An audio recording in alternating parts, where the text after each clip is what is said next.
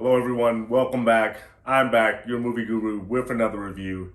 This time I will be reviewing none other than Spider-Man No Way Home, the smash blockbuster hit that's breaking records for this pandemic.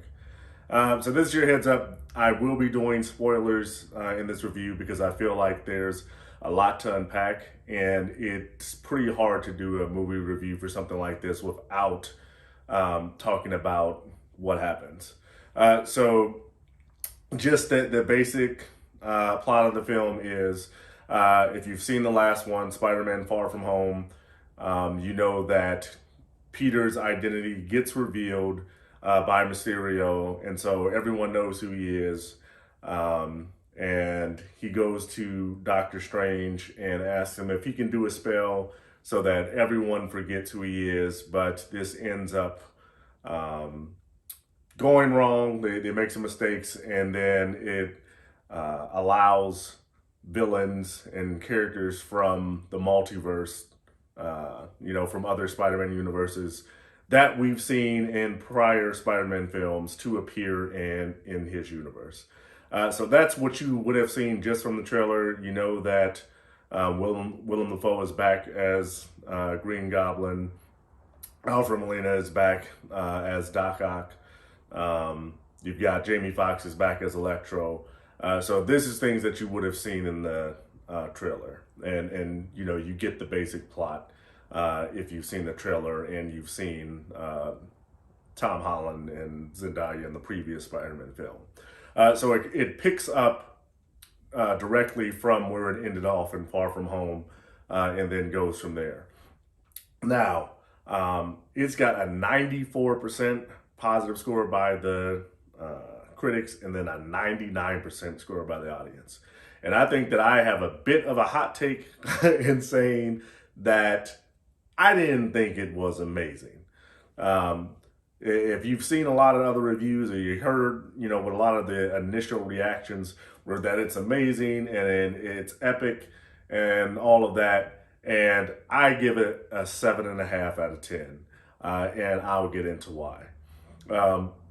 So one thing to note is I thought that you would have had to, seeing that this is a continuation of Marvel's strategy in the whole cinematic universe, I thought that you would have had to definitely see, the Watcher series and the Loki series, considering that they have a lot to do with the multiverse. And I figured, being that this definitely breaks the multiverse, that you would have had to see those. I thought there would have been a lot more Easter eggs to that. I didn't see that many. Maybe that's just because, I might have missed them. So if there's anything that you saw that I didn't, be sure to write it in the comment below and let me know. But the biggest thing that I saw was, you should know by now to stay at the end of Marvel films. But if you wait until the very end, you'll see a trailer, once again, spoilers, for the next Marvel film that's going to star Doctor Strange and Wanda, Scarlet Witch, which you definitely would have had to watch WandaVision prior to this to understand where she's coming from and what's been going on in her life. But Doctor Strange's character from the What If series makes an appearance in that trailer, which was a bit confusing because if you've seen what happens in the What If series, it seems like that character, that Doctor Strange character, has learned the error of his ways and he's reformed. And then they reintroduce him back in this trailer. And it seems like he's evil again. If you've seen the What If series, you should go check it out. But if you've seen it, then you'll know that Doctor Strange plays a character where he ends up trying to go back in time and rewrite history, and he ends up ending his whole universe. But he's actually called on later to help save the multiverse. And this is the most powerful iteration that we've seen of Doctor Strange. This one's got, universal level ending power. Um, and so it seems like they're saying that he's going to make an appearance in this new one, and then he's going to be evil again. So I don't know where that's going. But just want to give that preface in terms of, no, you wouldn't have had to, if you haven't seen the Loki series and the Watcher series, you haven't missed out on some great understanding. Now, getting into Spider-Man, I think that the biggest disconnect between, I think, why you have seen so many people have these ultra positive reviews, and then if you see it and you're like me and you don't think it was that spectacular, is because I think that it is a great idea, but in execution, it wasn't necessarily the best. And so what I mean by that is, I think that if you and your buddies are gathering in a room and you're talking about Spider-Man films, and let's say that you were in charge of making the next one, and one of you threw out the idea, wow, we've got this multiverse thing going on. What if we included the other standalone Spider-Man films that were done before we were doing this whole cinematic universe thing? Yeah, that would be awesome. Yeah, we could bring in Green Goblin, and we could bring in Doc Ock, and we could bring in Tobey Maguire back as Spider-Man and all this. And yeah, you would get really excited, and you think about, this would be awesome, this would be amazing, the fans would love to see it. There's so much nostalgia and things you could throw back to. And from that standpoint, I think that's great. That's awesome. But the execution, I didn't think necessarily was the best. So not to say that this film didn't get a lot of things right. So I thought that it very much centered on Peter Parker, which I've said before, I like that Marvel movies do, because if you care about the character, then you will definitely care about the superhero parts on screen. So this was very much, even with everything going on around, it's very much focused on Tom Holland as Peter Parker, and then Zendaya as MJ. And at the heart of everything that's going on, you still see their relationship at the forefront. So this is, especially considering it's another big film in the whole cinematic universe, it is still a very personal film dedicated to Peter. And that I liked a lot. I like that like I say, they keep hammering on, the character, get to know the character. And you really get to see, in this film, I'd say more than others, is Peter really kind of grow up. You really got to see that moment where where you can see, like in the other films, with Tobey Maguire, it's when, he loses his Uncle Ben. And then, tragically with Andrew Garfield's Spider-Man, when Gwen Stacy dies. This has that moment for him. And like I said, I'm doing spoilers. You would have seen this. But when Aunt May dies, you really get to see him go through some emotion. And that was something, too, that I wasn't expecting to be in the film. And so that was a bit of a gut punch when it happens. And then even by film's end, you see that, when he makes the decision that, hey, this whole me being Spider-Man thing, it's going to be a lonely journey. That's what it means to be a hero. It's like he understands it is a lot of responsibility, and he's not going to involve other people in his choice to, go throughout this hard path. So you really get to see him grow up in this. And even, you've seen in the film, Doctor Strange jokes, we've saved half the universe together, you don't have to call me sir. But there always seemed that, Spider-Man, as played by Tom Holland, he was still a kid. Even after they've been in space and fought Thanos and all this crazy stuff, you saw in Endgame, once he comes back, he's still excited and talking to Tony Stark, kind of like he's his uncle or he's his dad. So even though he's done all these mature things, you didn't really get to see him as a mature person. And based on the events of this film and how it ended, you can really see that you're really expecting that, okay, well, in the next time that we see him, he's going to be a bit more mature. And so to see that character arc, I thought was really great. Another thing I thought the film did really right was with the villains, you did get to see, that they weren't just there for an instant and then gone. They really did play a big part in the film. And they were given a character arc that I was 100%, I don't think anyone else was expecting as well. We weren't, you knew that they were going to be in a film, but you definitely weren't expecting redemption for these characters. And so I thought to see that was pretty interesting that they went that route, that these villains aren't just here as a challenge for Peter to, as Spider-Man to overcome and defeat, but they also have their own challenges, and he's going to go against, Doctor Strange and what he's saying is right to, give these characters some redemption. So I really wasn't expecting that. And it was very interesting, to be surprised in that way and to get to see how that played out. From what we saw, and if you're my age, you grew up seeing, both Andrew Garfield and Tobey Maguire's Spider-Man. We saw these characters die, and that was the end of it. They died as villains and, might have done something a little heroic or, had some type of redemption or, something where you felt sorry for them a little bit.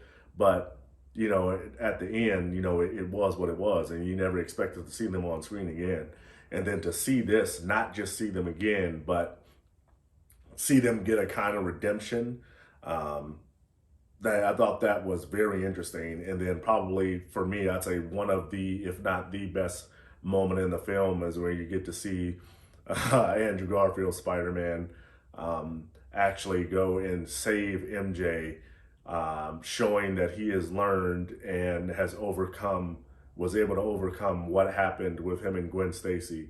The theater cheered when that happened, and that was a moment that I was really happy to see. I thought that was definitely one of the better parts in the film, is that you got to see that redemption. And that was another thing that you really didn't expect was going to happen. That said, what I think the film gets wrong is, so I like the action. I thought that the action scenes were cool, but given the nature of everything that was going on, I think that there could have been more. Like when we've seen Endgame, and so we saw what happened, what happens when they get it right. We've seen that they can balance and juggle having multiple heroes on the scene, and they're all doing their thing, and they're all getting enough screen time, and you get to see these cool action sequences. I didn't feel exactly the same way with this one. So in the beginning fight, where he's fighting Dr. Octopus when he first appears on the bridge, I thought that was pretty cool. But the big part at the end where you finally got, all three Spider-Men together and they're working as a unit, from that point on, I thought we were going to see, just amazing acrobatics and fight scenes and choreography and all of that. And, to me, it was kind of basic. It wasn't something that I didn't see in other, superhero films. And I'm like, okay, so you've got three people with spider sense and three people that, highly acrobatic. This is the time to show us things that, that's not just another generic superhero film. That whole scene to me was pretty generic. It wasn't something that I looked and said, wow, that's only something that the three Spider-Men could have done. I feel like you could have inserted, you know, Captain America or Black Panther, somewhere in there. And, while it would have been a little bit different, it still could have been pretty much the same thing. So I thought that was a big miss. Um, the other big problem that I had with this film was I don't think they had as good of a balance between everything that was going on. So, like I said, I like that it was very Peter centric, and that we got to see a lot as Peter. But considering all the villains that were on screen, and then, like I said, then you had a couple Spider-Men that were thrown in, and then just what's going on in the greater MCU at that moment. I don't think that this was like it was balanced correctly. Some of the things, like I said, in that vein, didn't make as much sense to me, especially considering where when everybody learned who Spider-Man was. Um, I'm like, this film was very much, except for the inclusion of Doctor Strange, a lot of it was very much not your typical MCU film in that they didn't, they made mentions to the MCU. And, it was obviously in the MCU. They talked about the Avengers. They talked about, obviously you see Doctor Strange, and they talk about some of the things that have happened before, with Stark Industries and all that. But it was still very much in the realm of Spider-Man. Um, with that, though, I didn't have a problem with that.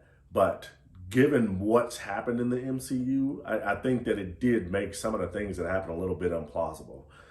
Just as far as Spider-Man's status, and if he comes back and Stark is known as this big giant hero, and then the Avengers by their own have saved the universe at this time, I think he would be treated a little bit differently, and given more of a benefit of the doubt, in some of the things that happened. So I thought that was, given on the events of the MCU, I thought that made some of the things a little kind of ridiculous to me. And just in terms of, and I understand that they wanted to kind of keep this separate and have him have his own standalone movie.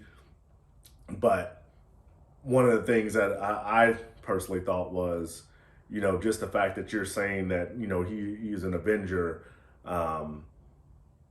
it kind of seems like you would be able to call on that in situations where it was this dire. And what I mean by that is, so just like once we have the introduction of Captain Marvel's character, right before the whole events of Thanos snapping and causing all that havoc, they had to make an explanation, obviously, of how did you have a character this powerful, and they weren't around for any of these other, events that were earth shattering. Um, and so considering this was something, to me that was that dangerous and that it was opening up a multiverse, it seems like a time when some of the other Avengers, like I said, I could definitely see them being called in on this. And so having no explanation as to, why weren't, Bucky and the new Captain America called, or, why wasn't a line made to Thor, or something like that. I get that they weren't making another, hey, this isn't another Marvel team up film. This is a Spider-Man film, but, still. Um, so that was another thing. So the balance between what's going on in the MCU, with Peter, and then all these characters in the screen, I thought that Marvel usually does a pretty good job of that. I didn't think they did as well a job of that in this one. Um, so, and like I said, this is just me. I think I'm going to be in the minority here, but when after seeing it, I didn't get a sense of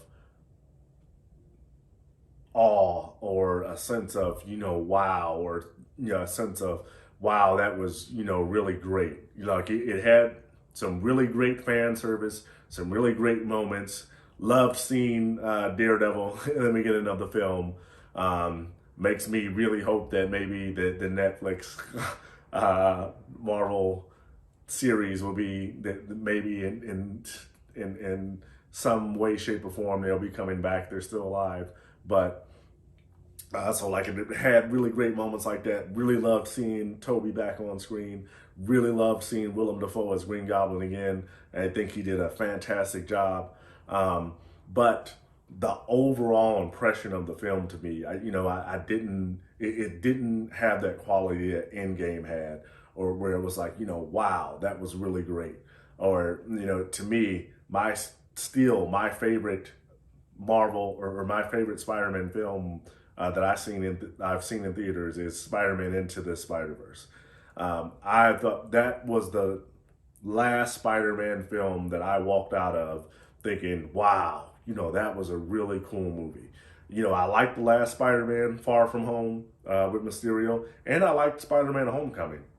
I thought those were pretty good.